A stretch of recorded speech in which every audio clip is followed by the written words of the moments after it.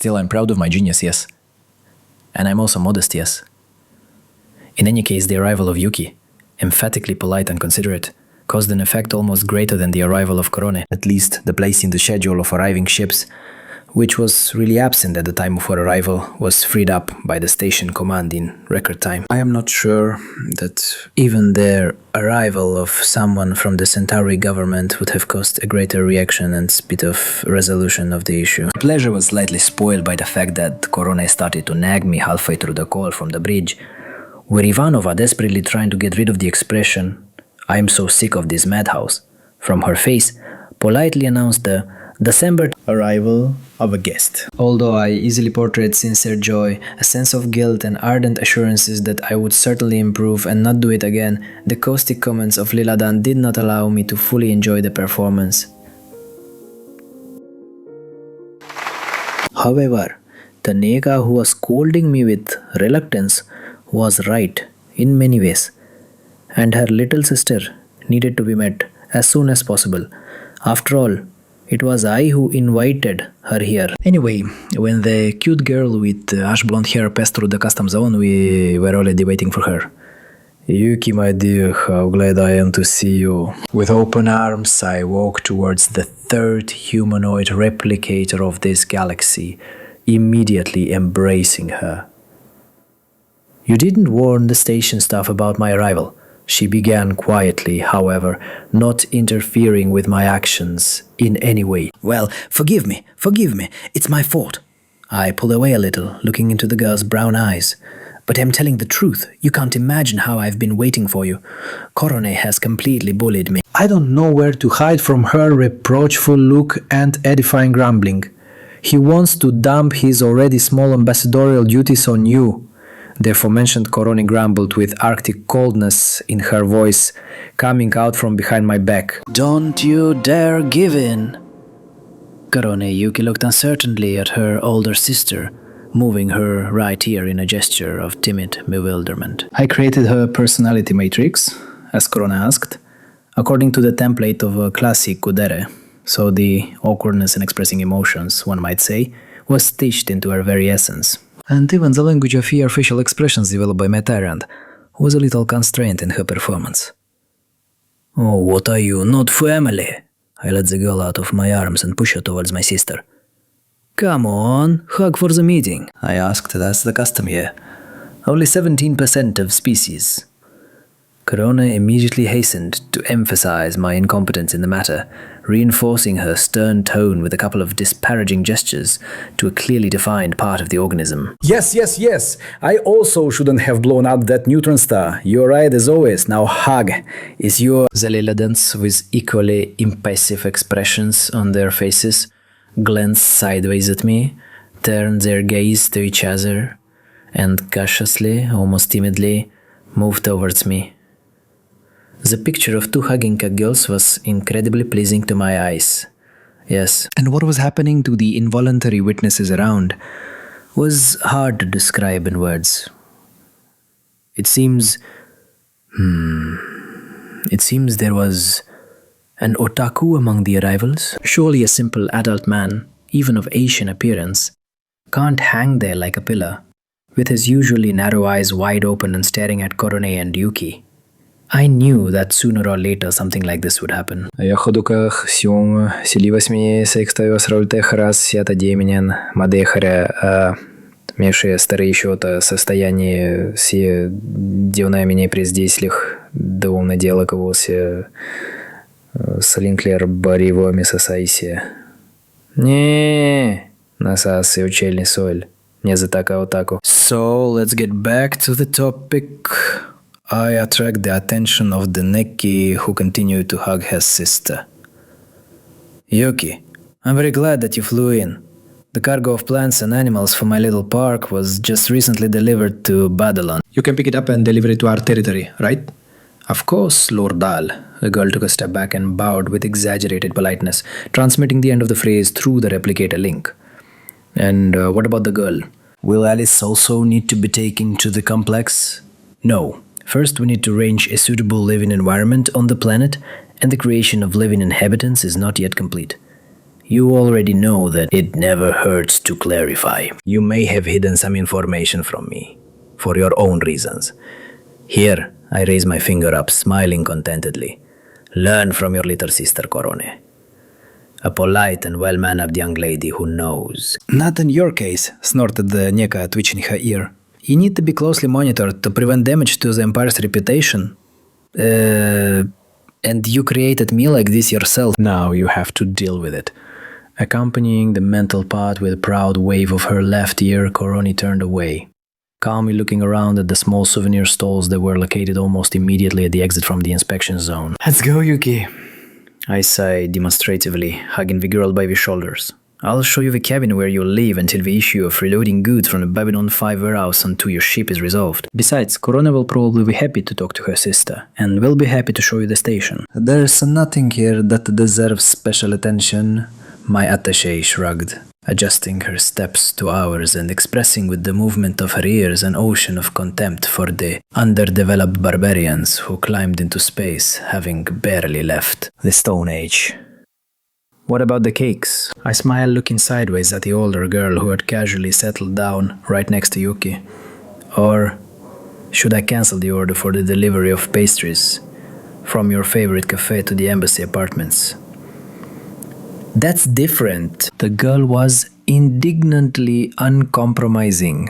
The local species are not as developed as they could be, but they have some narrow areas of successful cultural development. Confectionery cooking is just that case. Lireden's ears expressed concern and alarm at my proposal, and I followed with affection through the replicator network how she climbed to check whether I had indeed cancelled the order from Galactic Sweets. For the freshest eclairs and French croissants. I can't help but take advantage of this opportunity. I transmit my emotional state via subspace communication, and with full responsibility I declare that right now your behavior is illogical and strange. It's still your fault, the green-eyed android proudly turned away. Of course, considering that the conversation was over and her duties fulfilled, Korone nevertheless grabbed Yuki by the hand and, tearing her out of my embrace, pulled her along the corridor. She played her role as the older sister responsibly. Okay, let the children have fun, since even the artificially created machine intelligence could not resist the power of confectionery. After all, the expression about the dark side and cookies did not appear out of nowhere, I knew, yes? Keeping a good-natured smile on my face and putting my hands behind my back, I slowly followed, tactfully allowing the sisters to whisper about their feminine matters privately. I mean, to exchange work information and coordinate data for reports, yes, of course, that's what it's called. At the same time, I generated an application in the station's computer for the transfer of cargo from one ship to another and the execution of the accompanying customs and cargo bureaucracy. Yes, I need to check the cargo again during loading onto Yuki's ship. After all, it is the Weyland-Yutani interlude. I was told that you were nearby when Varn came to his senses, and he spoke to you. That is true, Commander, Dral replied, glancing briefly at Delenn. But he told us no more than he told you. Would you be so kind as to explain what you were doing there anyway? Dral, Delenn. His spirit. Dral exchanged glances with the Minbari again. Called to me in the night.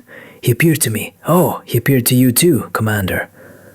Yes, Sinclair almost grimaced as he said the words. I think the machine down there is still connected to him, tuned to his condition, and sending out some sort of distress signal. All we can do is hope he comes too soon. We've got a little over 8 hours until all hell breaks loose. It seems, Delenn said slowly, frowning thoughtfully, Lord Baal knows much more about this machine than all of us put together. Yes, Sinclair sighed, and he advised in no uncertain terms to find a replacement for Varna and leave everything as it had been for thousands of years, if you remember. After casting a careful glance at the two Minbari, Sinclair bowed briefly and walked out of the conference room in which the conversation had taken place. Only now, when the commander had left, did Delenn allow herself to relax the snares of her will. Serious excitement and tension appeared on her face. Dral, you yourself guessed what Varn meant by the word other? Yes, the man answered quietly, bowing his head. One could not ask, could not say it openly, but his gaze... Perhaps he is forbidden to speak directly, but the answer is there if you want to hear it. Delenn! He called to me too. Ambassador Mollari paced back and forth in the small pavilion in agitation. Londo had practically caught the Minbari in the corridor as they were walking back from their conversation with the commander, and had demanded answers to his questions, almost in an ultimatum form. Although the Centauri ambassador's behavior often caused Delenn nothing but irritation, she could not help but acknowledge the liveliness of his mind, not yet lost behind copious libations, and his irrepressible curiosity. Of course, when the latter could break through again, abundant libations and Londo's idle lifestyle. It's strange, Delenn said thoughtfully. Why did he appear only to you, Dral, and Commander Sinclair? Perhaps, Dral, who had been sitting all this time with a thoughtful look, raised his head. Because we know better than others the third law of life of rational being. You can fulfill a great mission, Ambassador Mollari, if you have enough strength of spirit. You're talking to a Centauri, Londo said with aplomb, who led the raid on Freylis 12. That was a long time ago. Perhaps, the Centauri sighed with a smile, we should go back and remember the old times and habits. Ambassador Mollari, Delenn stood up from the bench. I don't think you quite understand what my mentor asked you. Of course I understand. Delenn, the man sighed, suddenly becoming serious. One of us won't come back, right? More than likely, Dral answered with deliberate calm. When I was young and foolish like everyone else at that age, Londo smiled again, I swore I would die standing, doing something noble, brave, and useless. Maybe, he shrugged, it wasn't such a crazy dream. Or stupid. Better than resigning yourself to the inevitable, right? Taramarashiris, under my watchful eye. 4 requests to Babylon Customs, plus Korone's personal presence, the cargo delivered by the Weyland-Yutani transporter was checked and rechecked. Fortunately, the containers contain exactly what I ordered and not a single life form on top. But you can't relax, xenomorphs are such bastards, and no, this is not paranoia, no matter what Korone grumbles over the intercom. Well, almost. It's not that I was worried about the potential for aliens to actually exist in this universe, but the surprise would have been quite specific. Especially since I was planning to settle Alice on the same planetoid. She's of course an independent girl, but I don't think she is ready for such an unusual pet. Then again, the question of what to feed it. Hasim this. Meanwhile, the story with the machine below continued as usual. As I remembered, even the owners arrived to assert their rights. Surprisingly, they arrived from somewhere else in space. The probe, which was still observing the planet of this race, discovered on my territory, did not notice any outside activity, and the ship that arrived at the station was more technologically advanced than the space structures near the planet. Wow, it turns out that this race was scattered across the galaxy. At the moment, the situation resembled a bullying between 2 gangs of ordinary punks in my historical homeland, Hyperion, still patrolling near the station on the one hand, and the alien ship, which immediately upon arrival issued an "onto the ultimatum" on the other. The guests had been emphatically polite towards Yuki's ship so far, and had tried to scan it and gain access to the language databases at the very beginning, as they had done with Babylon, but had not received any results and were now tensely babbling, looking towards the unknown quantity. I wonder if they will show aggression towards me too. Lord Baal, after a short call signal, the commander's tired face appeared on the display. I'm sorry to bother you, but I would like to talk to you about the current situation. I'm all ears, Commander Sinclair. I nod. I assume you're talking about the alien ship that recently arrived at the station and is laying claim to the planet below. You are surprisingly perceptive. It was a completely logical conclusion. I shrug. How can I help you, Commander? Not that I could help. It was obvious that the man was struggling with himself. It seemed that an officer's honor did not allow him to ask for help from a diplomat of a foreign state, and it seemed that he was afraid to rely only on his own strength. I don't know if you know, but the ship that arrived put forward, I'm not afraid to say it, an impudent ultimatum demanding that all of us, the station, the ships, the ambassadors, leave the system within 10 hours. Yes. I allow myself to smile, thoughtfully stroking my beard with my fingers. Extremely purposeful and ambitious creatures. I suppose you would like to know how I plan to respond to their ultimatum? Yes, Sinclair nodded briefly, his lips pressed tightly together. As before, Commander, the Goa'uld Empire does not seek to escalate conflicts, but we never leave others' efforts without a worthy response. Yuki's ship will not participate in the battle with the invaders, as the captain of your cruiser would probably like, but... I raise a finger, not letting Sinclair interrupt me. Just as I do not intend to change my plans because of someone's whims, which I dare say have no basis, I smile cordially. At the moment the goods are ordered are being loaded onto the Babylon. I managed to convince your transport service to pay more careful attention to checking the cargo, although this caused some delay. I hope an extra 5 or 6 hours will not disrupt your loading schedule too much. Sinclair digested what he had heard for a few seconds, studying me with his eyes, and then, relaxing, he nodded, allowing himself a slightly crooked smile. If the cargo is important, it is not unusual for more thorough customs inspection and paperwork process to be carried out. Do not worry, Lord Baal, and... thank you.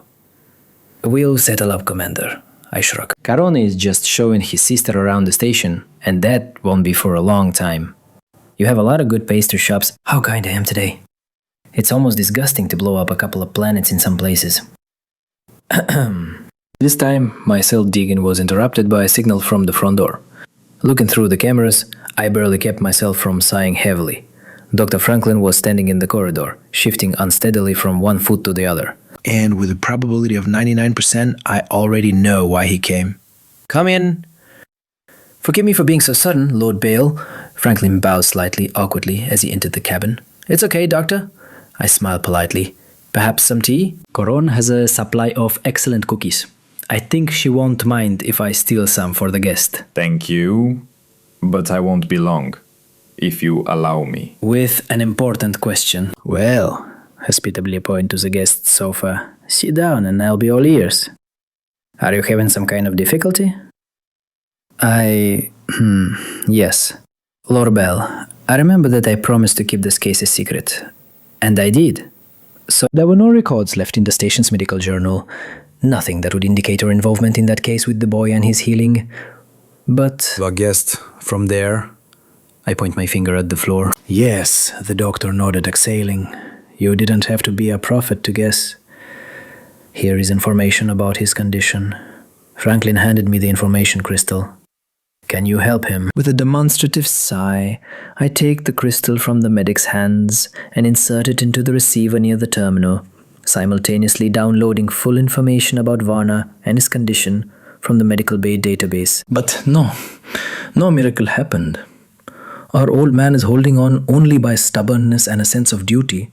Considering the real age of his body, it was surprising that he was not only alive but even existing. At the same time, Babylon's equipment could barely determine half of what I knew about his condition from the telemetry of the great machine itself. I don't want to upset you or get involved in all this red tape, but I'll keep quiet about that. Although, wait a second, I'm talking about this on every corner? Korone was right, my logicality is already backfiring on me. I've proven myself too kind and they're already trying to sit on my neck. I need to blow someone up urgently.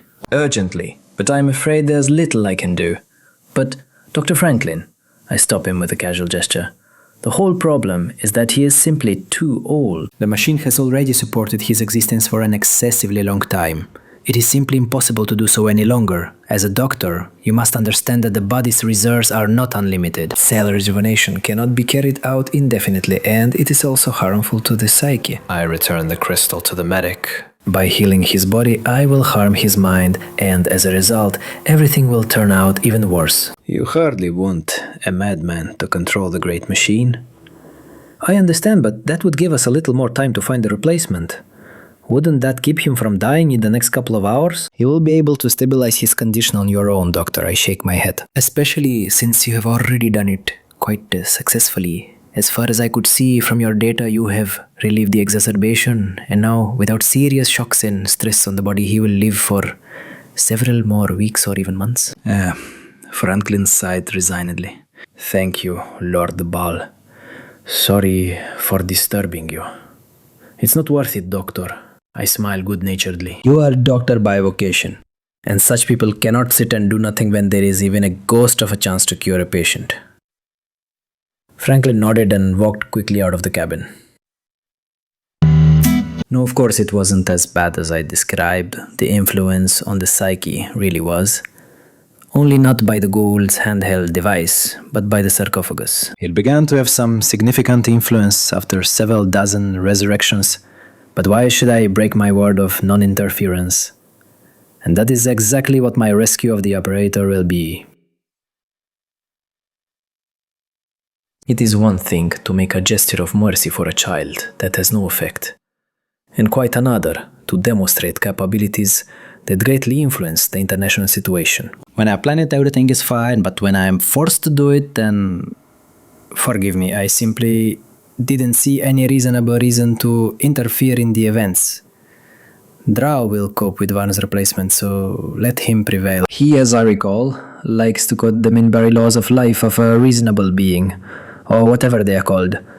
It would be quite logical if he himself followed the third of them and sacrificed his I want for the sake of the common good. So let everything take its course, especially since Delenn, Londo and Dral had already successfully prepared the hijacking of the Centauri shuttle and planned to slip onto the planet past all interested parties as soon as they could also steal Varn. In all other respects, they are backward barbarians. Korone and Yuki came out of their chambers. Apparently, all this time they were engaged exclusively in tasting confectionery products. At least, the empty basket from the order and the tea set, visible behind their backs, hinted no particularly developed culture, no unity. And even those technologies are only slightly superior to the beginning of the average space age for civilizations. Sister, you shouldn't be so harsh on them. Yuki sighed heavily. They're not that hopeless if they managed to build such a station. No. An adamant flap of the ears. You haven't communicated with them as much as I have. Their cute squabble even made me smile in some ways. It seemed like Korone and Yuki had gone used to the roles of sisters very well, enthusiastically playing out the corresponding behavior and reactions even being there, without witnesses. Perhaps it will be necessary to check Korone's personality metrics, as the older one, for changes. If this is how a full-fledged personality manifests itself, no longer bound only by programmed conditions, it will be interesting and informative, yes. Korone? I smile. It seemed to me that the quality of local confectionery products reconciled you with a certain lag in the technological level of development of the civilizations around you. That's the only reason I haven't yet blown this place up with a salvo of Hatak guns, the girl grumbled. Now that's serious, I braced myself. You do understand that you just literally admitted to a monstrously logical and senseless waste of resources. It was very emotional, and not at all rational. I couldn't help but grin. You... The green-eyed Nika froze and convulsively twitched her right ear. Then again, and again. It's your fault. After a long pause occupied by a hasty self-analysis during which her gaze was lost in space, the android said distantly, "It's your fault," she added a second later, from the same pose, restarting the process of checking the integrity of her system. That didn't sound very convincing. I cruelly trampled on the hopes of my creation. I misspoke. The girl blinked and pressed her ears to her head in shame. A stream of proposals and calculations on how to use the station's resources most effectively immediately began to flow through the subspace connection. Moreover, the stream was simply very official. And convulsive, yes. And you, Yuki? How do you like the cakes? Korone really liked them. Interrupting the flow of Llewellyn's worries with the message that I have already ordered her some chocolate milk and am ready to pet her behind the ears, I turned my gaze to her younger sister. Thank you, Lord Baal. Yuki bowed her head slightly embarrassedly, twitching the tip of her left ear. The cakes were truly magnificent, especially the custard rolls. Baskets are better! The elder Lillidan jumped up indignantly with a look of, "You're still stupid and don't understand." Somehow even too sharply, in my humble opinion. Although the promise of milk for a cat, albeit in some way a cybernetic one, however the milk is not simple either, it's for case. What about your words that this is useless and energy inefficient food? This is all purely your negative influence. And anyway, I still have things to do. Here. Korone flapped her ears, which would have looked important and independent, if not for the repeat order from Galaxy suites that flashed across the replicator network at the same moment. And there were noticeably more cream tubes there this time. Interlude. Lieutenant, another ship is requesting permission to take off. The duty officer approached Ivanova, who was standing tensely by the observation window and glaring at the alien ship, still hovering opposite the Babylon. I give you permission, the woman sighed. The more we send now, the easier it will be later. The duty officer nodded, pressing several buttons on the console and giving permission for the next transport to take off. The silhouette of the Centaur shuttle flashed in the observation window and began to move away from the station. "This is Garibaldi," came the slightly breathless, tense voice of the security chief. "Someone has captured the patient. It looks like they were creating a distraction. When my guards returned to the medical bay, they were already gone. Accept it." Ivanova, they may try to fly away from the station. We must stop them at the start. Too late, Commander. 3 ships have just launched. The kidnappers would have had enough signal from an enemy ship. One of the dispatchers turned around. You have ignored our demands. Your ship has left for the planet. Enough. We will take what is ours. The relative of the great machine operator angrily spat his tirade into the monitor and switched off, and the next moment the ship turned on its engines, heading towards Epsilon 3. Your mother... Only now did it become obvious that the last shuttle to leave, which belonged to Centaur, made a small detour towards the transition zone, distracting attention, and then suddenly jerked down towards the planet, accelerating at the limit of its capabilities. Commander, the enemy ship has detected an increase in energy. They are most likely preparing to fire. Goals? 3 Hyperions, us, and the ship of the Goa'uld Archon. What? Open defensive fire! Sinclair grabbed the handrails, watching as the alien ship, gradually accelerating and catching up with the shuttle, moved towards the planet. They are preparing to open fire. Babylon, I'm entering the battle. Where is your support? The captain of the Hyperion, having finally got the battle he wanted so much, was now simply oozing enthusiasm. Release the fighters! Yes, sir! An expression of tense anticipation froze on Sinclair's face. The man watched the departing link of Star Furies, their approach to the attack course, and understood that they were catastrophically short of time. No, the shuttle, hijacked by unknown persons, would reach the surface.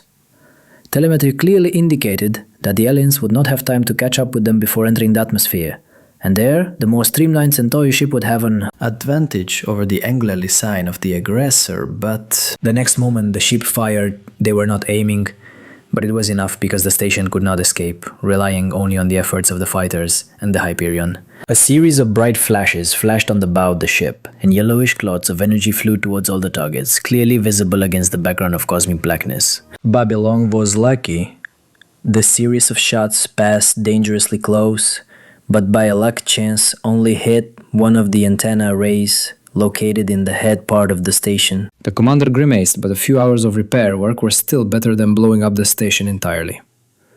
Come on, Sinclair muttered barely audibly, and the next moment the shots reached the ship on which Lord Baal's attache sister Yuki had arrived. Everything repeated itself. As with the attack of the Drazi on the ship of the Goa'uld ambassador, the clouds of energy flashed dimly, barely touching the pyramid, and disappeared without a trace, as if absorbed by the casing. There was almost complete silence on the station's bridge. Everyone who had access to the overview monitors tensely watched the image transmitted from the cameras of the external probes and waited for events to develop. Another shot, Commander. This time writing. The next moment, the Goa'uld ship, which had been completely ignoring the situation until now, moved from its place and, with some unimaginable acceleration, covered the distance to the station, after which, in one elusive moment, it froze exactly on the trajectory of the enemy shot, completely ignoring its own momentum and inertia. Everything repeated itself again, just like the first time. Dim flashes, impacts, and no consequences. Direct hit, Commander. Ivanova looked at the station commander in surprise. He moved on purpose, covering the Babylon. I don't understand anything. Where is Hyperion? On the other hand, the cruiser received minor damage, They are preparing for a new attack. We are the target again. Oh my god. Ivanova exhaled, raising her gaze to the commander. The alien ship managed to fire 3 more times, each time aiming precisely at the station, but each time the Goa'uld Archon's ship effortlessly shifted so as to be in the path of the energy cloth.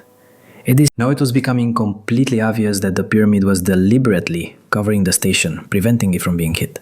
Sinclair suspected that he will have a very long conversation, and perhaps several. There were options with whom these conversations would take place, but there was no doubt that the maneuverability and speed characteristics demonstrated by the Goa'uld ship would cause a real stir in all military circles. And the next moment, when the enemy was about to shoot again, the sensors noted a strong surge of energy below on the planet, and abruptly went out. Everything went out of order, the control monitors went out, the lights flickered, the connection between the station and the ships outside died with a quiet burst of interference, and from Epsilon 3 a wave of silvery glow hit space, enveloping all objects in orbit. Judging by the aliens' seize attack, their ship was experiencing exactly the same problems. What the hell? Look, Commander. Draal's translucent figure appeared out of thin air on the station's bridge, casting a serious, stern gaze at everyone present. Sinclair could have been mistaken, but it seemed as if the Minbari was looking at each of them individually, addressing them personally and threateningly. I am sending a message to all parties involved in the war for the planet and its depth. The voice seemed to be coming from inside his head. It belongs to none of you, only to itself and the future. Commander Sinclair, mentored the lantern, turned his head, looking straight into the man's eyes. The secrets hidden here below must remain secrets. They are intended for a race more advanced than all others. We entrust the safety of the planet and the Great Machine to the Advisory Council of Babylon 5. We rely on you, Commander, and on your understanding of your own self-interest to ensure non-interference in the existence of the planet. Until the time comes. The speaker fell silent, again as if looking into the soul of each of his listeners. If the understanding of one's own interests turns out to be insufficient, now there was a serious threat in the Minbari's voice. Understand the following. The defense systems of Epsilon 3 are activated and working at 100%. No attempts to approach the planet. We will find a way to respond to your unreasonableness. When the time comes, we will be here. But not before. Draal's figure fell silent, dissolving into thin air. And the Babylon's monitors flickered back to normal operation, as if nothing had happened. Everyone on the bridge was stunned into silence, digesting what they had just seen. Call Pierce. Commander, the enemy ship is moving. They're heading towards the planet. Didn't they receive the message? Ivanov exclaimed in surprise. We received it, but I don't think they believed it. Sinclair shrugged, carefully monitoring the sensor readings. And he waited until a thin, scarlet beam of energy struck from the surface of the planet, from somewhere deep within one of the rifts, hitting the exact center of the angular structure. The Great Machine's attack cut through the ship as if it didn't even notice its armor. All that was left of the alien was a pile of flying debris, few of which were large enough to be studied. It seemed that a precise shot from the planet had hit the power plant, causing the maximum damage possible. Delen, Londo, who had become quiet and thoughtful unlike his usual self, carefully touched the Minbari woman's shoulder. We must go. It's time. I know.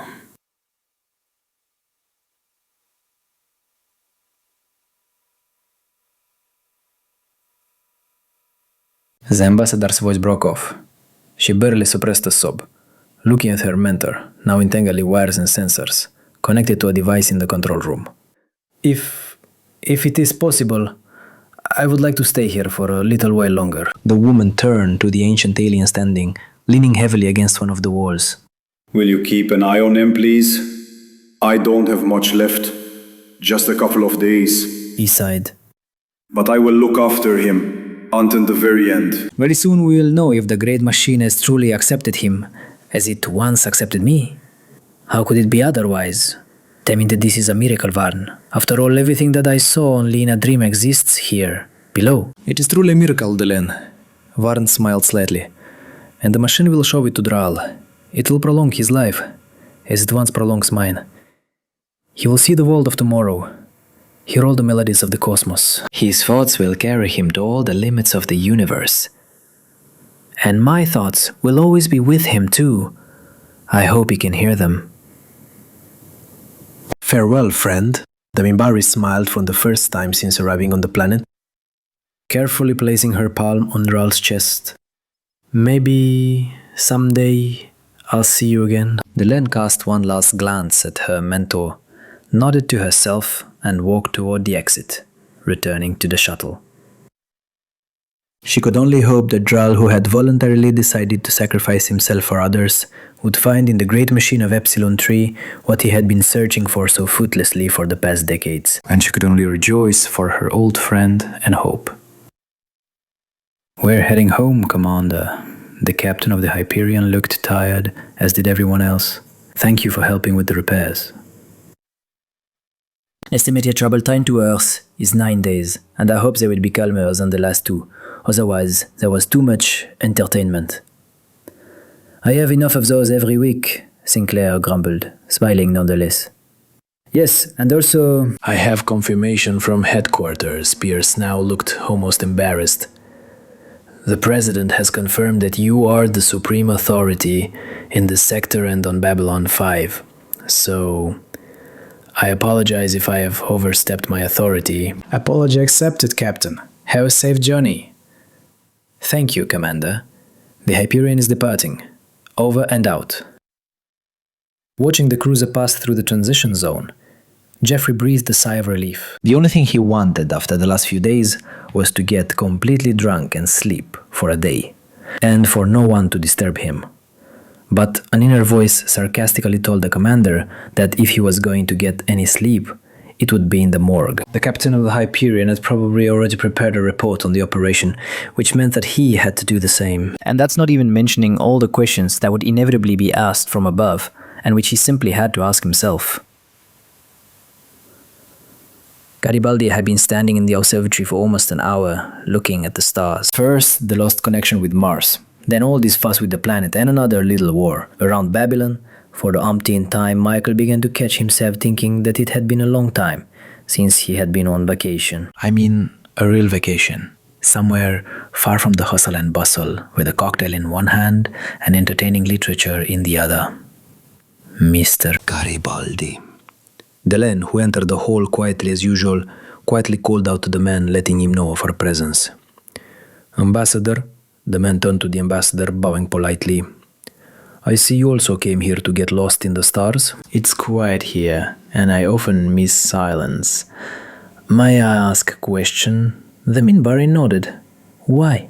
You went to the planet with Varn, but why, when you realized that someone had to take his place, you didn't come to us with the commander and tell us? Didn't ask for help?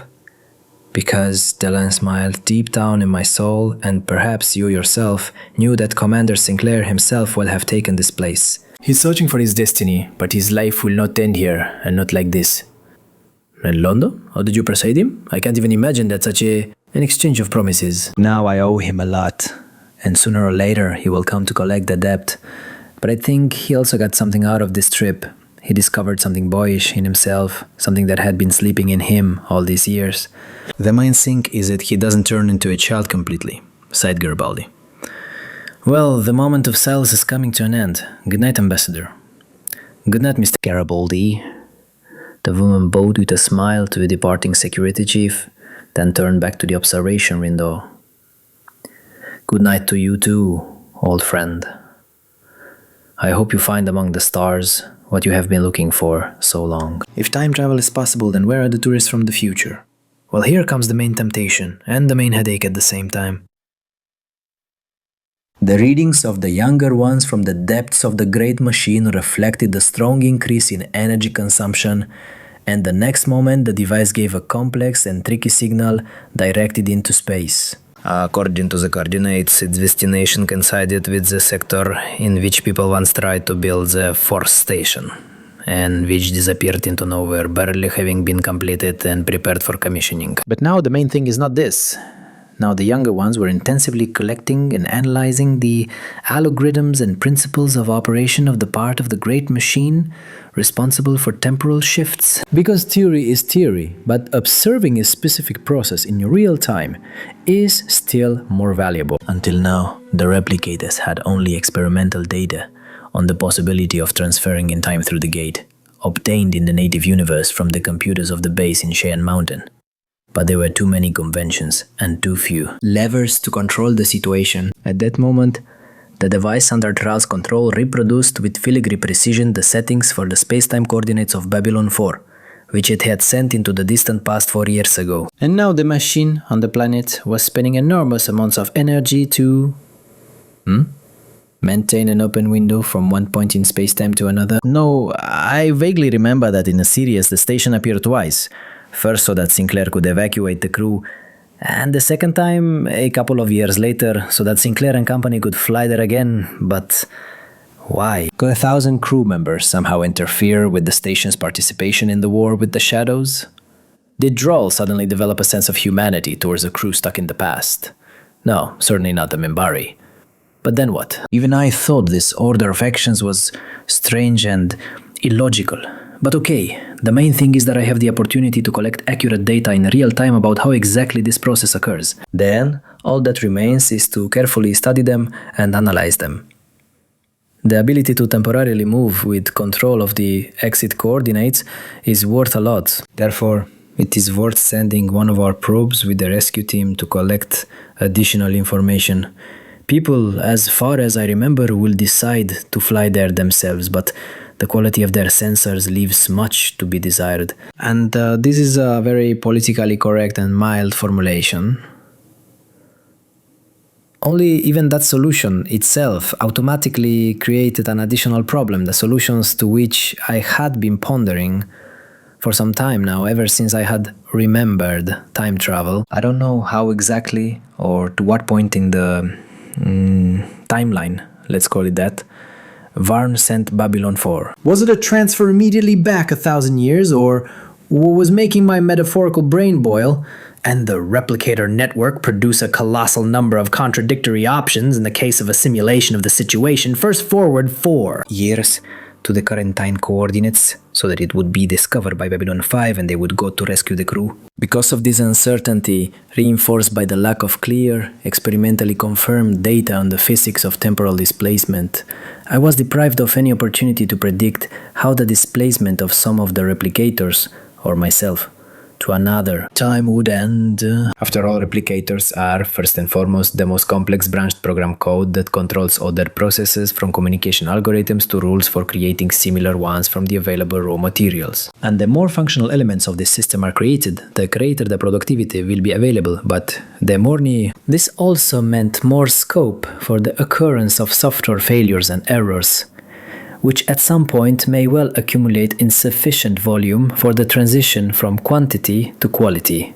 I don't think the end of the world according to the Grey Goose scenario will please everyone around. And since out of 4,000 simulations calculated by the juniors, 49.8764% fell on the occurrence of a failure in the first 315 years after the disappearance of control on my part, I could not discard such a scenario. Yes, in essence, it was the notorious either it will happen or not.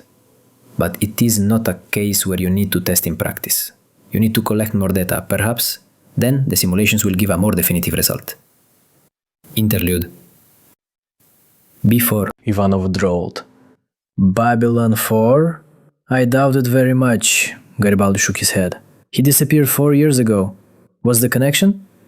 Sinclair frowned, still fiddling with the tarnished seatbelt buckle from one of the fighters. The doctors had said unequivocally that the pilot had died of old age, but that was absolute nonsense. How could a 30-year-old guy die of old age? And then there was the inscription B4 scratched into the metal by the dead man. And it does exist, the commander sighed, handing the buckle back to the head of the security service. The anomaly that our sensors detected is located exactly where Babylon 6 disappeared. I checked the coordinates twice. The same phenomenon that destroyed the station is making itself known? Susan exchanged a puzzled glance with Garibaldi.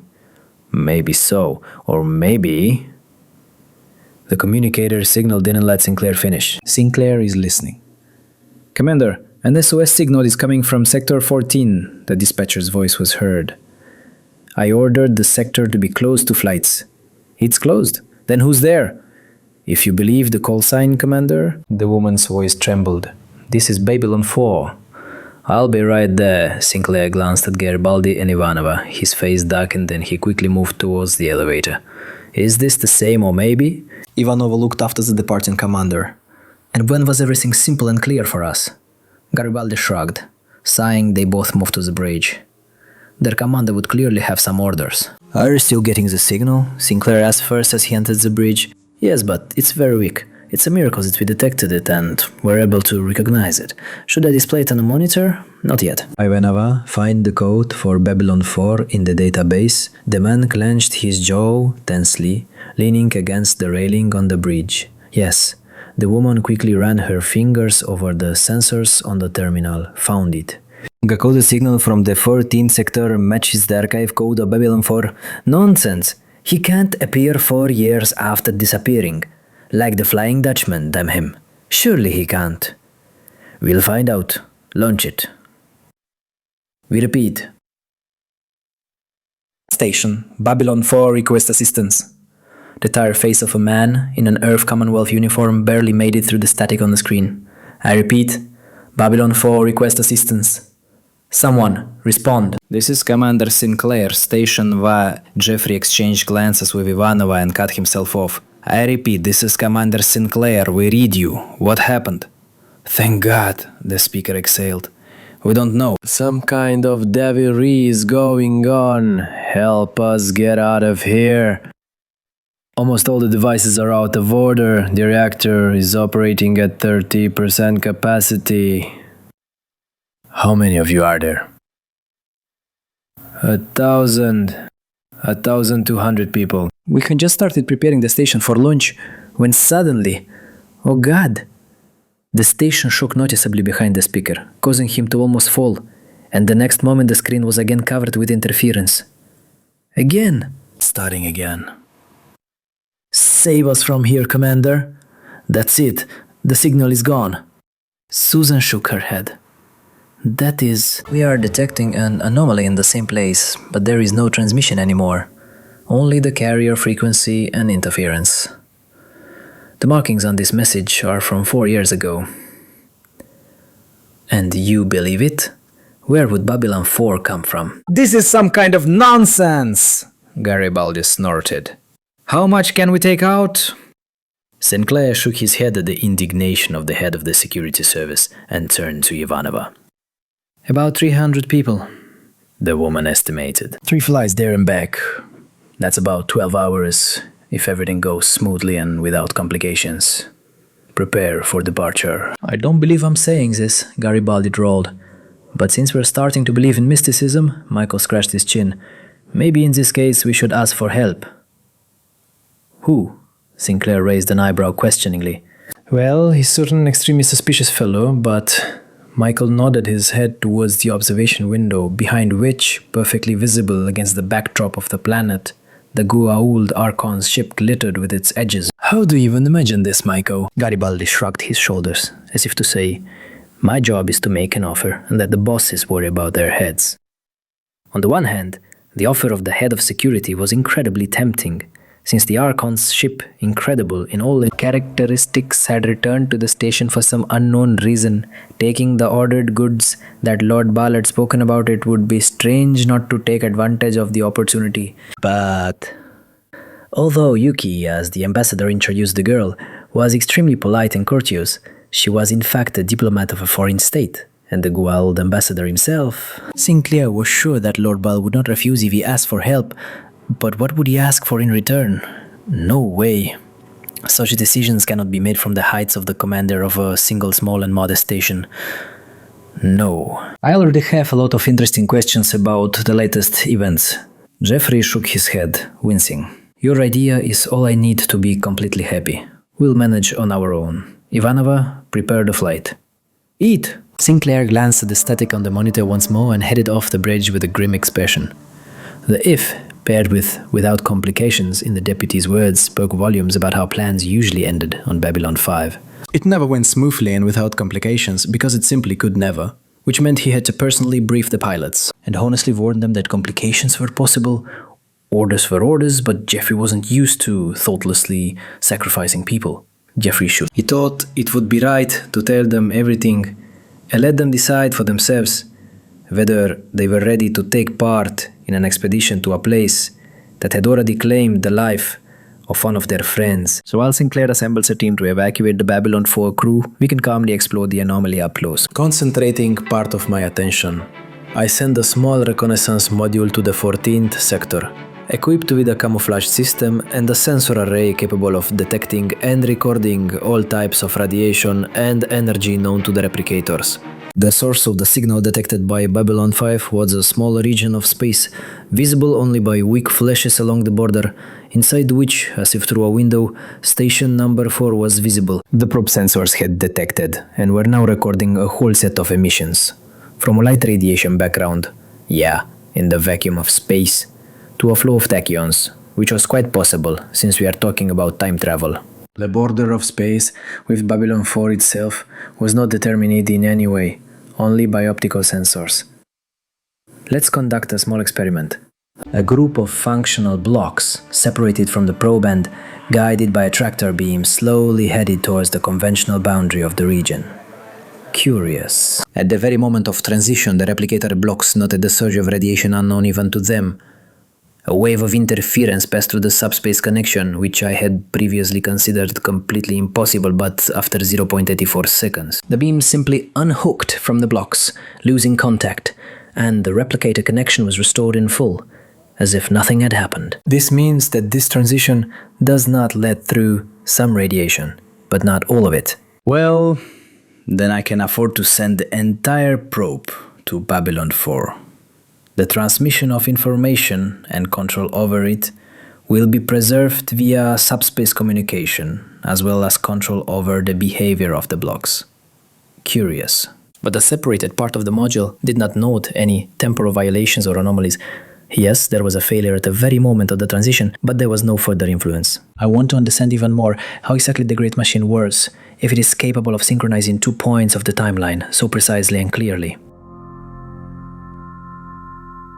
Having scanned the space around, the reconnaissance probe smoothly moved from its place, continuing to record sensor data in real time. As in the case of a separate group of blocks, at the very moment of crossing the quote-unquote portal, the subspace network of replicators recorded a communication failure for a split second, and then everything was restored to its previous quality. And the portal really did lead me into the distant past. The probe scanners determined a change in the position of the stars in this region of space, and with a probability of 98.76%, an absolutely insignificant error in such measurements in my opinion, these changes correspond to the calculated pattern of constellations, as it was exactly 1,000 years ago from my previous position. And here is Babylon 4. At some distance from the entry point, there was the previous human station. Having hidden the probe with a cloaking field, I sent it to fly around the station and almost immediately discover a ship on the hull of Babylon 4 in a zone invisible to the portal. What was their name? White Star? A ship built using hybrid Minbari and Vorlon technology. I wonder how Dral didn't notice himself and the Great Machine from another point in time? Or he noticed, but pretended that everything was as it should be.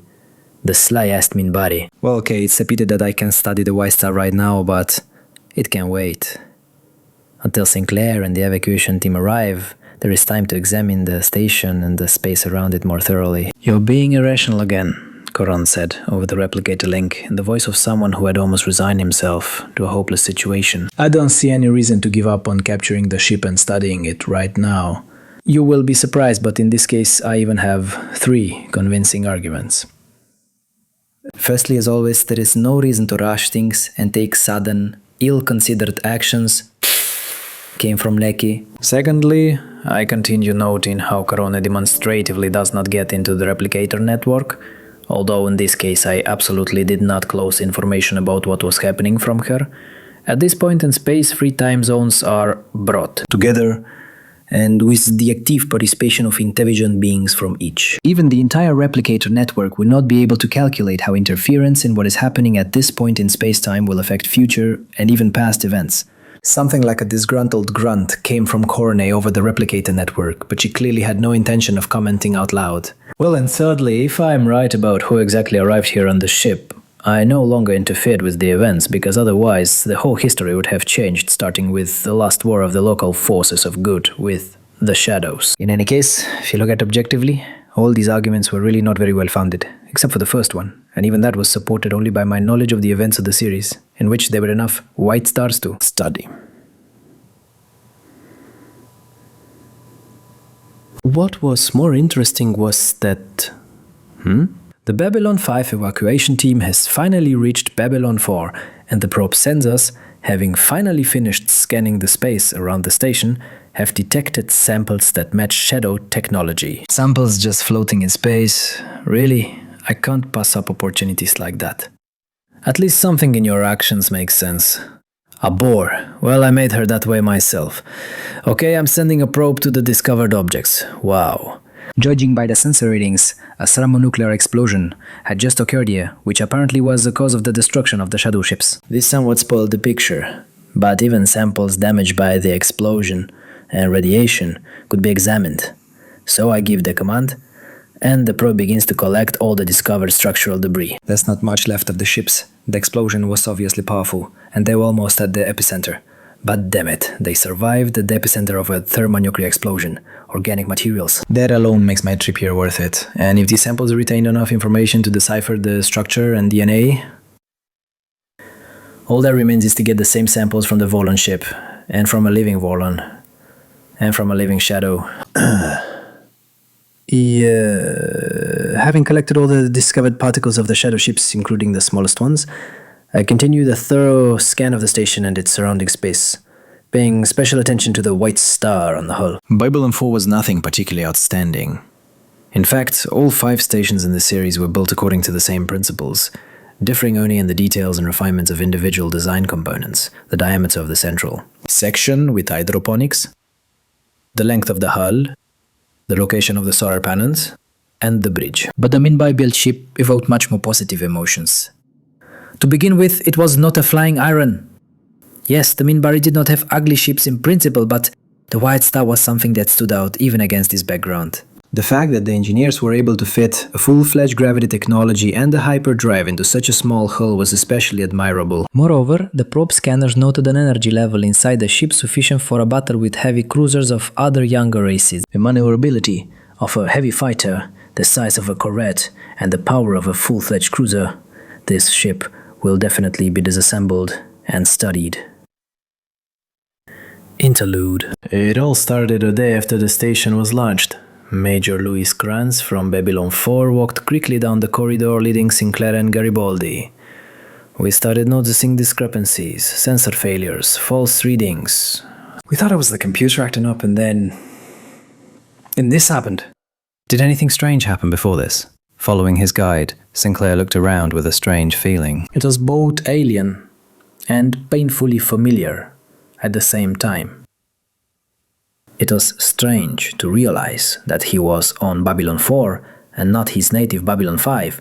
They were so similar, especially in the internal design solutions and the structure of the passages. Damn it, everything looked so familiar that he would not be surprised if Lord Baal came out from around the corner with his usual smug and slightly sarcastic smile, wishing him a good evening and wondering what was going on here and where everyone had gone. Yes, Commander, the man nodded. Let's go. The officer led the men into a small room that Jeffrey recognized as a typical security interrogation room. Behind a government-issue metal desk, watched over by 2 guards, sat a shaggy humanoid dressed in strange clothing that seemed to be made with sufficient quality, but at the same time absurdly decorated with leather and fur on the outside. When Sinclair looked at him, his first associations were with ancient people from the Stone Age. His name is Zathras. We don't know who he is, what race he belongs to, where he comes from, or how he ended up on the station. The alien grinned happily, barely seeing Sinclair, rose from his chair to meet him. But the next moment some thought flashed across his face, replaced by annoyance, and he shook his head irritably. Not the only one. No. What does that mean? Sinclair frowned. No, you're not the one. Zatras shook his finger in front of his face for clarity. You won't tell. They told me. Zatras is obedient. Zatras listens and obeys. He keeps talking this nonsense, the commander of Babylon 4 grimaced. Where did you find him? Michael looked at Zatras skeptically, clearly not understanding how he ended up on the space station in the first place. You won't believe it, Mr. Garibaldi. We were sitting in the conference room, and suddenly there was a flash and he appears. The only one is wounded. Find him. Zatras should help. Why are you here? Sinclair had already begun to understand that absolute nonsense was happening around him. An unknown humanoid, the One, who was somehow similar to him but at the same time not him. Time travel. With all his intuition, the commander felt that everything that was happening here was not just like that. That he was somehow involved in all this, or would be involved, or was... I need a station. We need... They told Zatras, the largest station of all the stations in the Babylon series. We need it. What we need, we take. I won't say anything else. Zatras shook his head categorically. Why do you need Babylon 4? Commander Sinclair desperately tried to cling to the elusive thought gas spinning around in his head. Zatras says, let Zatras go. Let him finish the job.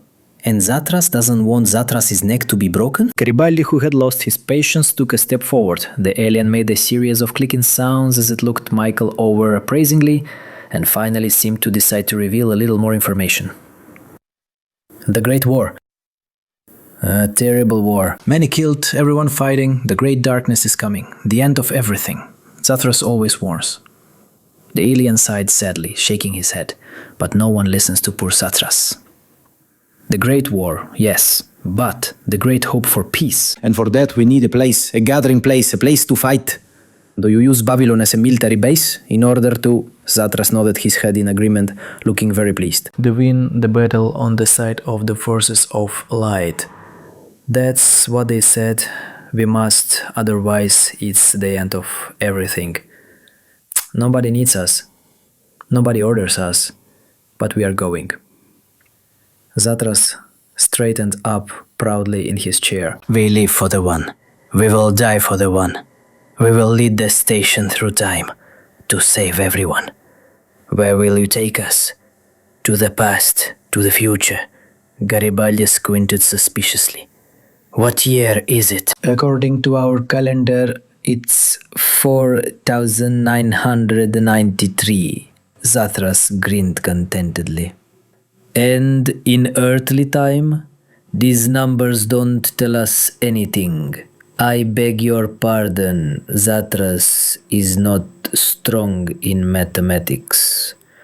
Zatras has to go. Zatras spread his hands apologetically, although Garibaldi was ready to swear that all this time he was simply mocking them, giving completely useless answers to the questions asked of him.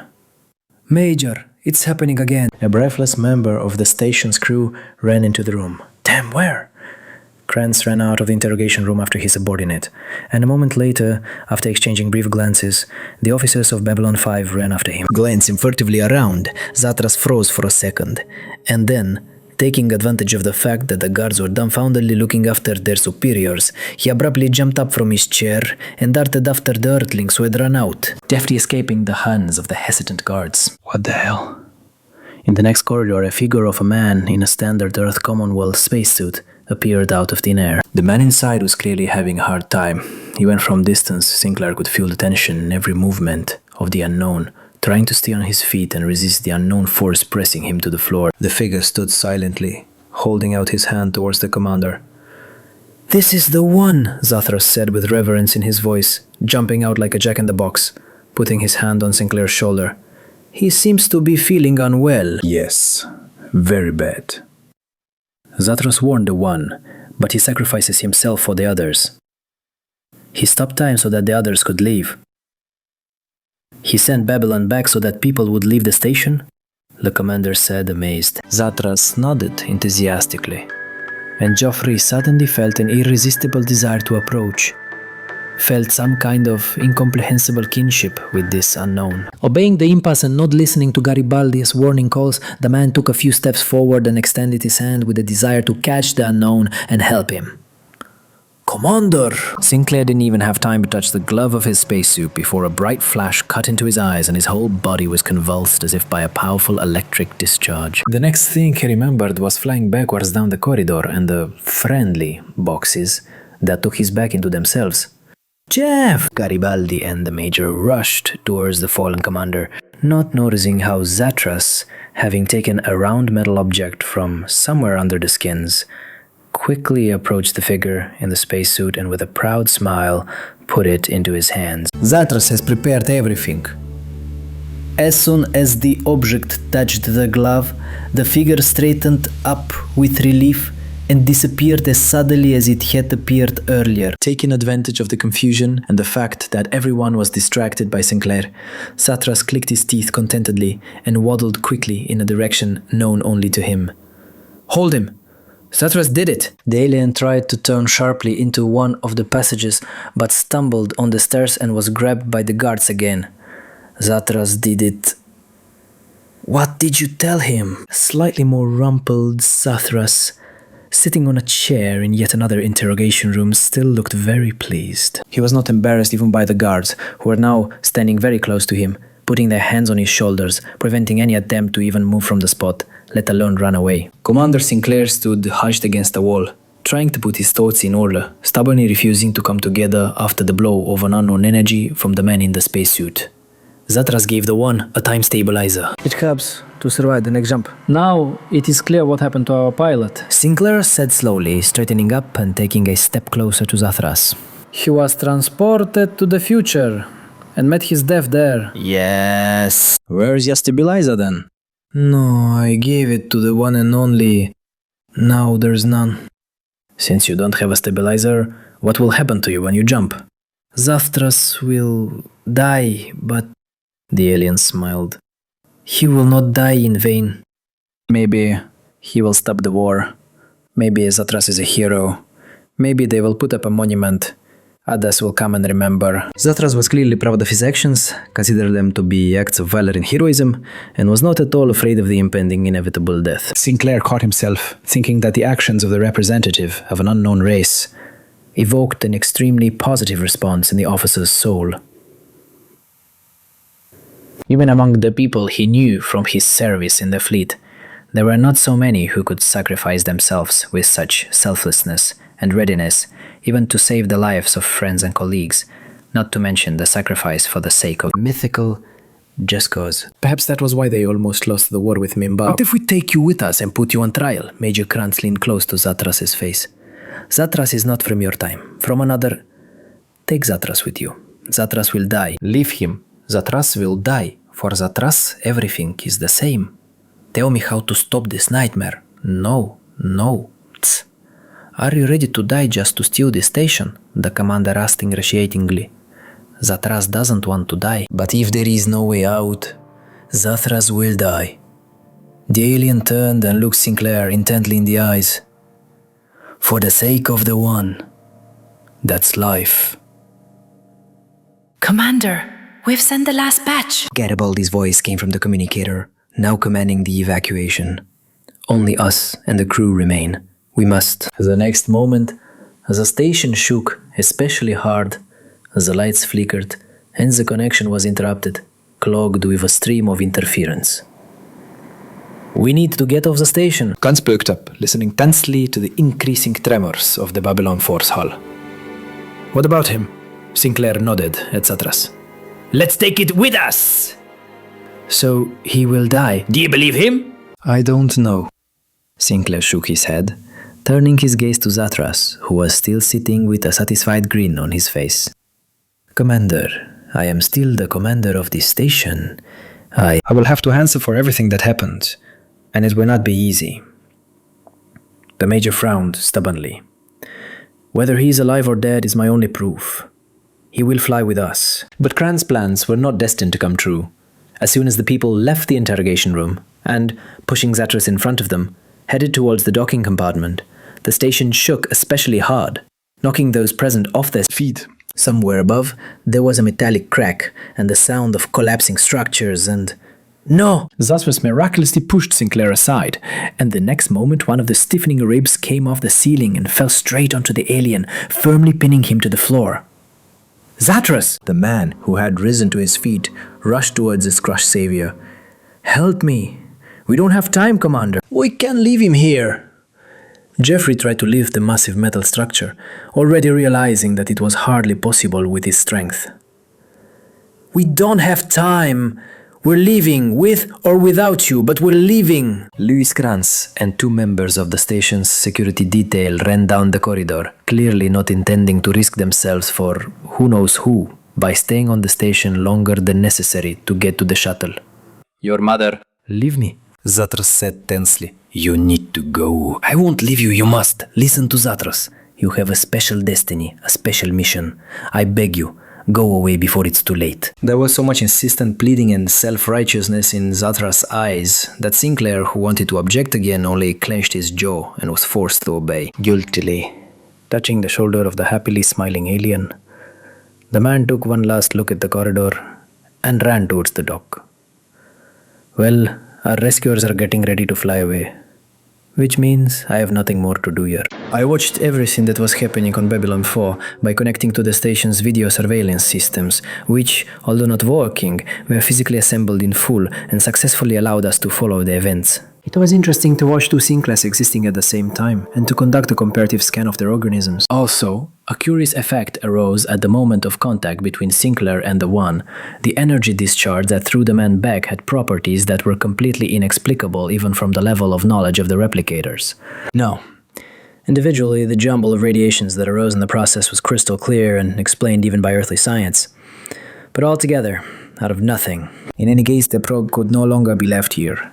So the steel-cloaked ship fell in behind the last departing Babylon 5 transport and emerged from the temporal anomaly at the same time. As before, the replicator network noted a surge in interference. A brief loss of communication, and then everything was restored. The next moment, the portal to another time collapsed, simply going dark, leaving no trace of energy or radiation of any kind. Rubbing my metaphorical hands contentedly, I sent the probe straight back to base. The shed material samples need to be thoroughly studied, no matter how little information there was after the explosion. It is there, and that is the main thing. The samples collected around Babylon 4 were quite an interesting acquisition. According to the results of the scanning carried out by the juniors immediately on site, the material of these samples was organic matter with an alternative biology, based not on carbon compounds, but on one of the silicon isotopes. Yes, technically it was no longer organic, but in addition to the elemental base, the material showed similar parameters, so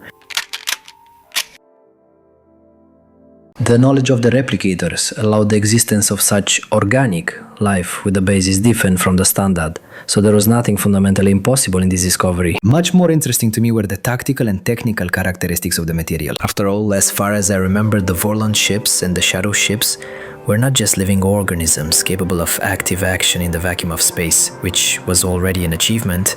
Their hull was capable of absorbing energy, as the replicators did. Well, at least that's what my memories of the series said. And this question required in-depth study, since the capabilities of my genetic laboratory were theoretically sufficient for cloning cells obtained from the samples obtained. Moreover, in its current state, the material was more dead than alive. And I seriously doubted that it would be able to show everything it was capable of. Living matter cannot be more perfect. Korone joined the research. I do not have enough objective data to explain the characteristics of the ships of the local advanced races that you actually know, but there are definitely some machinations in this marvels. For the first time, I'm inclined to share your skepticism, I chuckle, clearly feeling how the Nika has become slightly suspended by the violation of the algorithm of my behavior that seemed unshakable to her. But that's precisely why I'm simply obliged to conduct a thorough investigation in order to understand what this deception consists of, if it really exists. Perhaps you should conduct an internal system check, the girl said doubtfully. You have shown uncharacteristic common sense, which is already alarming. You can't please me. I shake my head, returning my thoughts to the materials of the shadow ships. I wonder if I send a scout into the Goa'uld Empire territory and quietly steal one of their small ships. Will Kosh come and punch me in the face?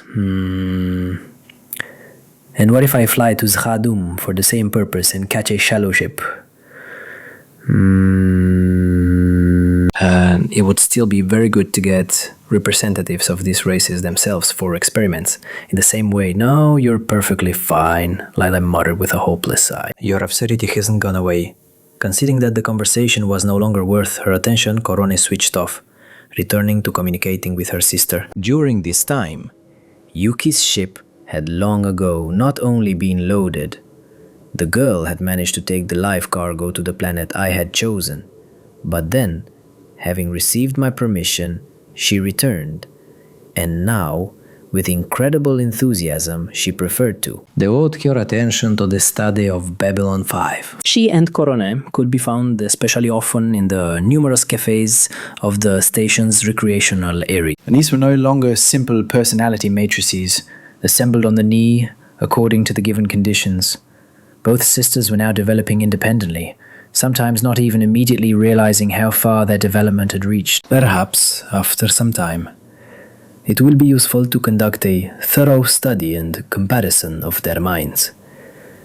Especially Korone, as she appeared noticeably earlier and had more time to change. Well, Lord Baal, a signal came from the intercom, followed by the voice of Commander Sinclair, who was standing behind the door. I apologize for disturbing you, but could you spare me a few minutes for a conversation? Good afternoon, Commander, he smiled cordially, letting the station commander into the cabin. Of course, come in, sit down. May I offer you some tea? The man's face showed doubt for a moment, but then he waved his hand in annoyance, tiredly settling down on the offered sofa, and nodded in agreement. Thank you, Lord Baal. I could use some tea right now. I nod with a smile, going to the kitchen corner of the cabin and taking out a jar of tea leaves. I think Korone won't mind a little depletion of his supplies. Having poured the aromatic drink into small cups, I put them on a tray along with cookies and crushed sugar and returned to Sinclair. So, Commander... I smile and place the tray on a small table near the sofa and move it closer to the man. How can I help you? Lord Baal, I honestly feel a little awkward raising such a topic, Sinclair began, hesitating a little, especially after recent events. I can only assume. I smiled broadly, internally laughing at the uncertainty of a stern military man, accustomed to commanding a huge international facility. But you came to talk about the recent, crisis that took place around Babylon 5 and the planet beneath it. True. Lord Baal, I am infinitely grateful to you and your ship for protecting the station. Sinclair took a small sip of tea, trying his best to draw out the conversation. But as an officer of the Earth Commonwealth, I cannot help but understand it. The capabilities demonstrated by this ship, Captain Pierce has probably already filed a report on the mission carried out. It seemed to me, Commander, until now I have not made any secret of the fact that the technologies of our empire are superior to yours in terms of the level of development. Isn't that so? Of course, Sinclair sighed. Not everyone at the top will be pleased to realize this. There are too many supporters of the chosenness of humanity and the idea of a superior race, the man grimaced.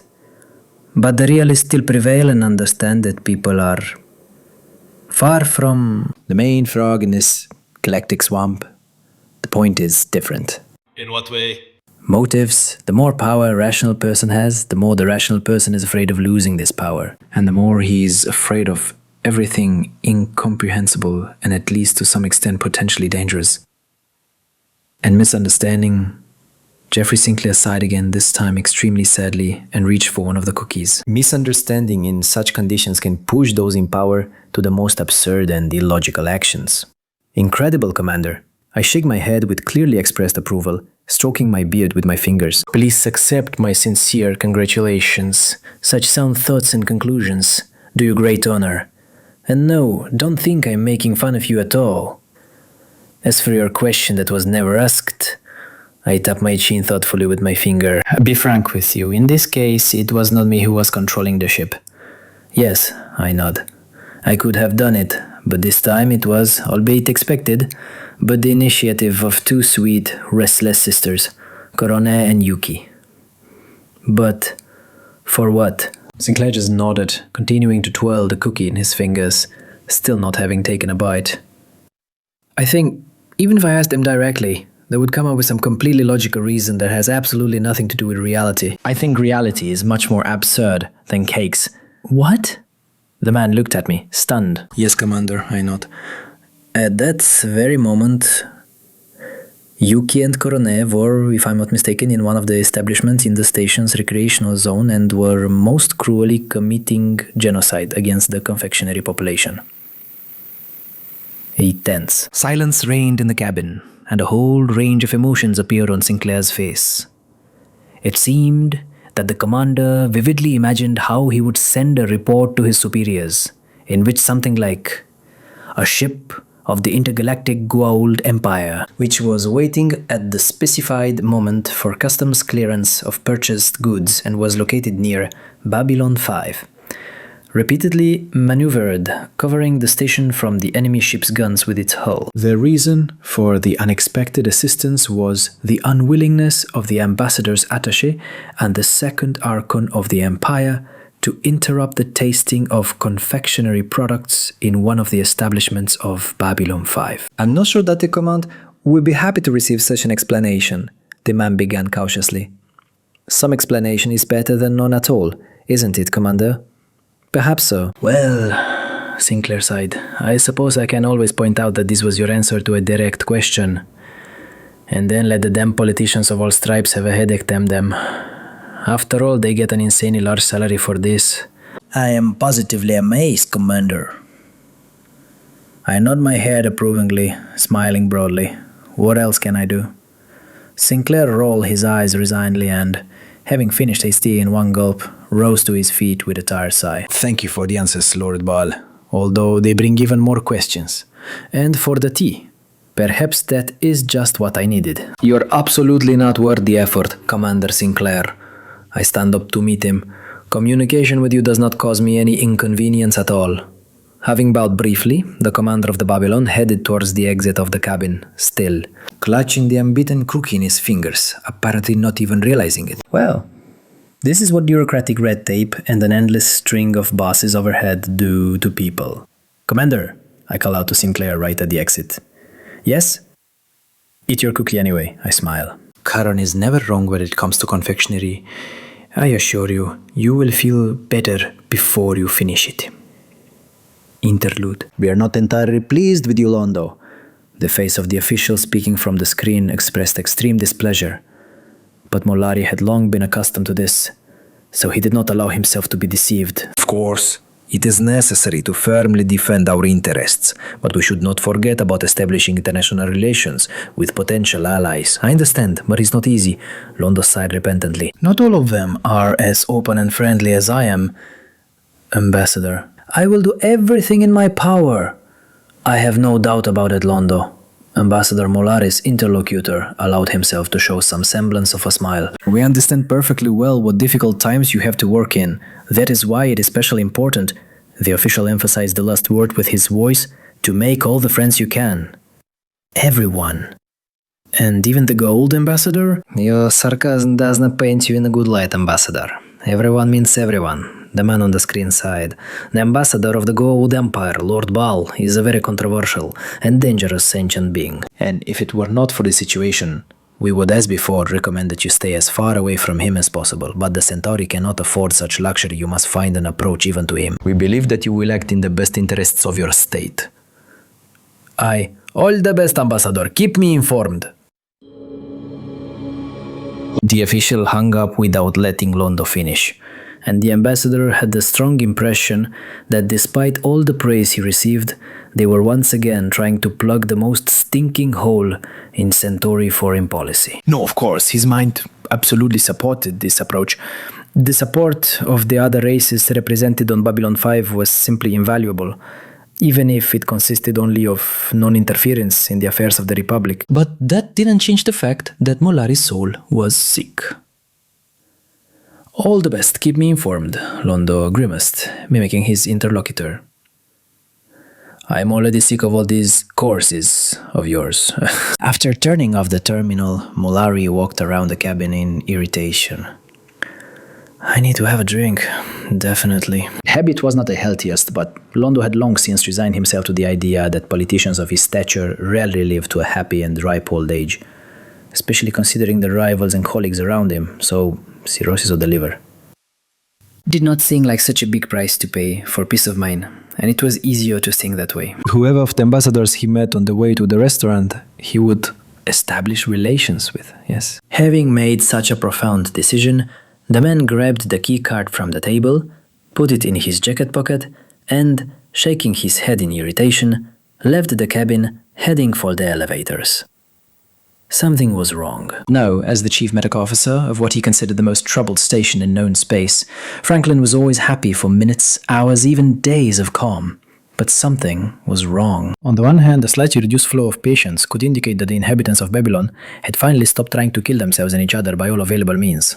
But on the other hand, due to the pedantry he had cultivated, in himself Stephen tried not to forget his regular patients who came to him more than once or twice. Let's be honest, he even directly violated the rules of his own service, giving a decent part of his personal time and government drugs to helping those whom he could not help during official appointments in the medical bay. And right now, these unofficial patients have become noticeably fewer.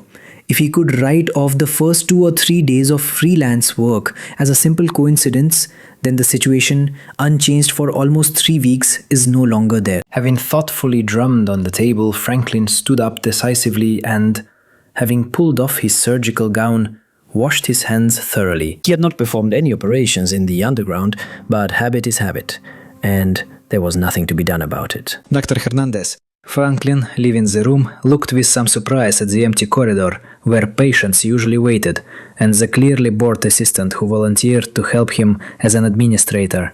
Where is everyone? Even taking into account the decrease in the number of visitors in recent days, it seemed to me that there were quite a lot of them here. So everyone left? I thought you knew. The woman perplexedly jumped up. About 3 hours ago, a young girl came in, inviting everyone who wanted to come to see her mother, Dr. Rosen. You just happen to have Mr. Krevis. You are removing his cast? Laura Rosen? Franklin scratched the tip of his nose, puzzled. And everyone left? Not all at once, but in general, yes. Do you know where she took them? Yes, the woman nodded. That girl was talking about cabin 27G, 1 level below. Thank you very much. Please sit for another 20 minutes. If there are no new patients, you can be free for today. Okay, Hernandez nodded, settling more comfortably in her chair and pulling a tablet with a book towards her. Returning to the makeshift office for a second, Stephen grabbed his communicator, shoved it into his trouser pocket, and quickly headed towards the elevators to meet his colleague in underground medicine. Can I help you, Mr. Franklin? The elderly woman sat down tiredly on one of the chairs near the table, leaning back on the chair and closing her eyes. Her whole appearance told the head of the medical service that her fatigue was not feigned, not a way to get rid of an annoying visitor. On the table in front of the woman stood a strange device. Even without deep knowledge of xenotechnologies, it looked completely alien. Franklin, at first just entering the room, even sinfully thought that this was another horror for Mikara. But the resemblance was extremely slight, and the owner of the cabin did not look like a maddened cyborg killer. I didn't immediately notice that there were fewer patients, but the man carefully sat down on the chair opposite and nodded at the device on the table. This is an alien device, isn't it? Yes, the woman nodded, smiling slightly. What do the symbols mean? Specifically, I have no idea. I could only make out the general meaning, but not translate it literally. The woman shook her head. In other words, Franklin frowned. You have no idea what it is, how it works, or what exactly it does? I know for sure that it works, Mr. Franklin. The machine restores, increases the tone of the body. It treats ailments of the flesh, blood, and bones. Everything from the common cold to Stafford's disease. And of course, all this for a modest fee. It's only a matter of patient's conscience. I never name amounts, leaving them to the patient's choice. I see you're doing it on a grand scale, Mrs. Rosen. But you're a qualified doctor. How can you stoop to quackery? This is not quackery. How can I call treatment without a license, without medical results, an unknown device? Without tests? My mother is not a charlatan. A young woman, apparently the young woman Hernandez had spoken of, burst through the door like a hurricane, attacking the doctor with all but her fists. Janice, calm down. No, Mom, you help people and he... Genius, he has the right. He is a doctor. It doesn't matter who he is. The girl angrily loomed over the medic. Now is not the time and you'd better leave, Dr. Franklin. Mom gets very tired after the healing sessions. As a doctor, you should understand the importance of rest. The ardor and desire to protect, literally shining through in every impulsive movement of Janice deep down inside Franklin, evoked some mixture of respect, pride, and something like tenderness. But, restraining himself, the doctor only smiled. Okay, the man nodded. But as a doctor, I'll come back and sort out the situation. I'll figure it out. Was easier said than done. Franklin irritably threw down the tablet on which he had spent the last couple of hours reading all the information available to him about any archaeological finds of xenotechnology related to anything even remotely resembling medicine. Nothing even close to Dr. Rosen's device. Nothing. Even the symbols that Stephen had seen found no response in the databases. That is, no, there were similarities, of course, but this only indicated that the creators of the device were either a related species or had close trade and cultural relations with someone the remains and relics of whose civilization had already Been found by humanity in space. Information was needed, and it was worth starting with the medical histories of those people who came to her. Franklin moved closer to the terminal, forming a request to the station's database. Usually, patients like Laura Rosen were approached by those who could not be helped by conventional classical medicine. And that meant that among the medical records of such people, there would certainly be someone suitable to prove that the device does not cure the woman. All this empty quackery and fraud. Well, it will take some time, of course, but Franklin never since his school days preferred to approach any task thoroughly, so... At this stage, I had obtained all possible data from the obtained samples of the shadow ships. The material really looked very promising, especially from the point of view of the representatives of the local races. In fact, it was of practical interest even to the replicators, although it did not represent anything supernatural or unattainable. I could have learned something new if I had received their ship in a completely alive and healthy form, but whatever Korone may think of me, I am still a fairly sane and reasonable person, so sending a ship directly to Zadum would be the height of idiocy and adventurism. Of course, I don't remember exactly what Lorien sitting there is capable of, but even so this character left the impression of a powerful metaphysical piece of crap, capable of a great deal. And considering his kind, almost paternal attitude towards this race, with the worlds of the Korone Empire, things were even more dismal. There was no information about this species in any of the databases, except for the official information provided by them themselves. And something told me that this was exactly the same as my Goa'uld Empire praying for. But this issue requires extremely careful movements and reconnaissance, which in turn requires careful preparation and weighing all the pros and cons. If I don't want to start a galactic war, and I do not want to, at least for now, it seems like... Yes. In any case, active movements in the direction of the elder races are not something urgently needed. At the moment, the replicator network gave a probability of 68.4327% that in the near future one of them, or even both at once, will either pay a visit to my territory, just like me, wanting to get reliable, accurate information about the alien, or undertake some kind of provocation on Babylon 5 with the same go. I am in no hurry at all. It was high time to arrange a short excursion for the ward, especially since Alice was clearly a little bored at the station. Dahlia Winters had been very busy with her duties as the appointed telepath for the last few days, and if you think about it, she and the girl had already finished their training. Miss Winters was already noticeably struggling to come up with topics for new lessons that would allow Alice to learn something new, but would not violate the internal rules of the Psychor, to which the one still felt a strange reverence and loyalty. And no, it was not because I wanted to see with my own eyes the result of the project to grow a race of cat people, currently represented exclusively by cat girls. No. Korone and Yuki, you transmit to my assistant and sister via the replicator link. I wouldn't want to distract you from devastating Babylon 5's confectionery reserves, but we need to do a little work. I'm listening, Lord Baal. Yuki answered first, in her always polite voice. It's interesting, but at that moment Korone only gave the feeling that they looked in my direction. Still, I'll have to carefully study the girl's personality matrix. I'm already getting interested. I will need to leave the station for some time, I think 2 or 3 weeks. Korone, in your absence, I will remain on the Babylon and represent the embassy of your self-proclaimed empire. That's right. If there are any difficulties, for example, with understanding organic beings, I will help. But otherwise, you are the ambassador's attache and represent him. That is, me, during his absence. A pointless waste of time and resources. Even among the local underdeveloped species, there were cases when the embassy was absent from the station in full force for some time. However, it is better not to leave what is happening completely unattended. Lord Baal is right, Yuki chimed in. An analysis of the situation shows that even the very fact of his presence on Babylon 5 as an ambassador, coupled with his clearly defined attitude towards those around him, reduces the likelihood of abrupt, ill-considered actions on the part of other races. Well done, Yuki. I smile quite a bit. The second personality matrix also turned out interesting, and I guess I'll be curious to see what it eventually develops into. Your hot tuck will remain at the station in case the situation worsens. I understand, Lord Baal. After waiting for some time and still not hearing any reaction from my attaché, I place a request in the station system for the arrival of the embassy ship and its subsequent departure, so as not to strain the already extremely nervous crew of Babylon 5. At the same time, via the replicator network, I send a command to demothball the living quarters of the laboratory complex, prepare it for the reception of a living inhabitant, and perform a final check of the eared and tailed servants, who, until now, were in a state of hibernation.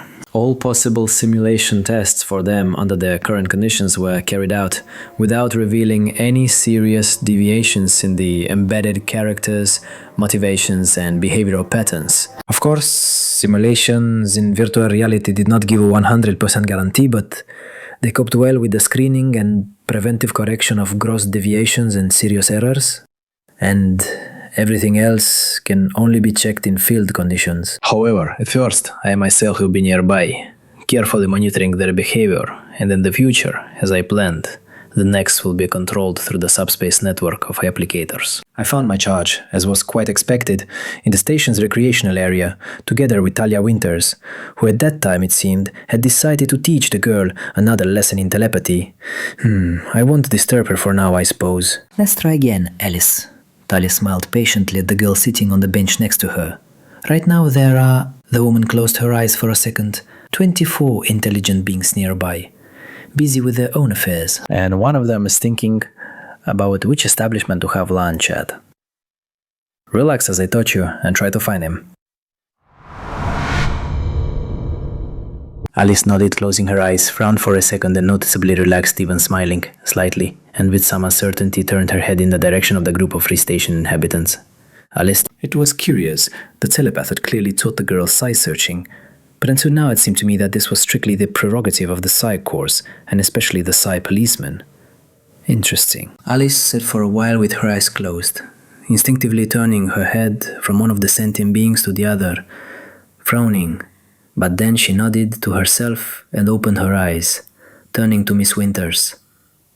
That her... It's hard to read aliens, but it seems to me that he is currently choosing between lunch at the Flower of Krati and the Gold of Centaurus. That's right, Alice. Talia smiled, nodding contentedly. You're doing great. These are just the basics of a real telepath skills, but... The woman sighed. I can't fully train someone not from the core. I think, Miss Winters, your organization already has enough advertising at every turn. With my usual welcoming smile, I give a slight bow to the telepath, leaving one of the path. And I thought you and Lieutenant Ivanova had already discussed this issue, no? Lord Baal. Hello, Alice. I smiled warmly at the girl. I didn't mean anything special, Lord Baal. The woman visibly tensed up when I appeared, frowning, but she confidently controlled her emotions. I was simply expressing my regret that such a talented girl would not be able to complete the full course of study. Miss Winters, I am very grateful to you. Truly. Alice looked guiltily at the telepath. But Psychors is still not my thing. Maybe sometime later. But not now. Talia Winters looked like she wanted to say something again, but she glanced at me and changed her mind, only sighing. I understand. Well, at least I taught you the basics so that you wouldn't harm yourself. Devotion to your organization is commendable. I shake my head slightly. But don't forget that nothing is perfect in this universe, Miss Winters. Your friend's example should have proven that to you. Yes. Sorry, the woman sighed once again. Did you want something? Do you need Alice? Yes, I nod. In a couple of days I plan to leave the station on one of the Empire's planets. There are matters that require my presence. I wanted to offer Alice company. If she wants, of course. If. Yeah, right. Even without being a telepath, I could clearly see how the girl's eyes lit up with curiosity when I even hinted that she might fly with me. It wasn't 100% predictable, but the opportunity to look at guests from a neighboring galaxy clearly seemed exciting to her. If I don't bother you, then I'd be happy to. Excellent. I smile. Then I'll have to tell Lieutenant Ivanova. It seems she genuinely cares about you. Alice smiled, shook her head, and nodded. Then go and get ready. There is no point in taking a lot of things. After all, you will fly with the ambassador on the embassy ship. And this means an indecent amount of luxury and comfort. I looked thoughtfully at the frowning Talia, who clearly wanted to tell me something, but did not dare to do it in front of Alice. Good, thank you for everything, Miss Winters. Thank you for the training. I'll definitely come see you when we get back. Still smiling broadly, Alice almost ran towards the exit of the park. Over the past time, she had noticeably transformed, turning from a starved and dirty homeless child into exactly the same child, but neatly dressed, well-fed, and happy with life. It seemed that the new confidence in the future and communication with friendly, intelligent beings had done her good. Miss Winters? I look at Alice and turn to the telepath. Is something bothering you? Lord Baal, tell me. The woman leaned forward tensely. Why are you taking Alice with you? I suppose you don't believe in the desire to show a child the galaxy beyond their home planet and this station. I spoke with Alice. She told me about your agreement for political asylum in exchange for participation in experiments on studying telepathy. Miss Winters. I tilt my head slightly, continuing to look at her. Not all scientists are as unprincipled as those who worked with your friend, Mr. Ironheart. However, you continue to remain loyal to the organization they belong to. But at the same time, it seems, you are trying to accuse me of all mortal sins at once. Don't you think that is a little inconsistent? I do not accuse... But you avoided answering, Lord Baal. Miss Winters, I cannot call myself a collection of all human virtues, especially since I am not a human. But you should not consider me your human devil either. I assure you that there are many much simpler and more accessible ways to obtain living specimens for dissection and experimentation than the little girl I have officially taken under the wing of my state. The telepath shuddered from the serious and intent gaze. For a while, apparently, she tried to read my thoughts out of habit, but then she simply sighed and looked away. An awkward silence reigned. But what will these experiments consist of? Talia asked again, stubbornly shaking her head. Worrying about a child who is not yours characterizes you as an honest, I would even say decent person, I sigh. But in this case the girl is in no danger at all. I gesture to the woman to walk through the park and continue my thought-making. Psyche, I think you have already noticed, Miss Winters, that my species practically does not exist for your telepathic abilities. However, this phenomenon itself is familiar in the Empire. Moreover, some of the races of our state demonstrate similar abilities. I just plan to find out, using the human brain as an example, what exactly happens when a telepath penetrates someone else's consciousness, and how similar this process is to what is known to us. A couple of small sensors placed on the temporal region are quite enough for this. Okay. The woman was silent for a few seconds, digesting what she had heard, but then she sighed, giving her face a guilty expression. In that case, I apologize for the unmotivated mistrust and complaints. I can understand you, I smile, stroking my beard with my fingers. If this is the only problem you wanted to discuss, perhaps I will leave you. I need to leave instructions to my assistant who will be replacing me at the station during my absence. Yes, of course. Sorry for wasting your time, Lord Baal. Good day, Miss Winters. I bow to the woman with a smile and, turning onto one of the side paths, slowly head towards the elevator. It wasn't that such a conversation was completely impossible and unexpected, but it was a bit strange to see two completely different women so concerned about a stray telepath accidentally picked up at the station. They weren't even stopped by the fact that, while they essentially wanted the same thing, a safe life for Alice, they were advocating for diametrically opposed things, particularly with regard to the psycho. Be that as it may, in this case I was not being disingenuous at all. There was absolutely no need to literally subject the girl to experiments with all these vulgar dissections, vivisections, and other methods in the best traditions of Dr. Mengele. Well, I'm not a monster after all. Destroying a couple of planets, wiping a civilization or two off the face of the earth, causing nervous tics in the senior officers of Babylon 5, these are all simple, understandable, and, in general, quite common things. But you can't offend a little telepathic girl.